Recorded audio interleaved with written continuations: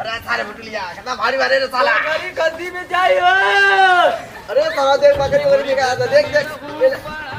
ए भैया बकरिया में जाइयो। हां भैया अभी चाहिए। ए आई बड़ा का ना बेचाइए छोटका बेचाइए। तू बता कितना में देबे। ए साला ले है 500 जल्दी दे ले।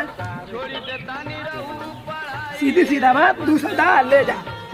पूरी सरवादा मादा चोरी बारे का 500 दे जो। अबे साले।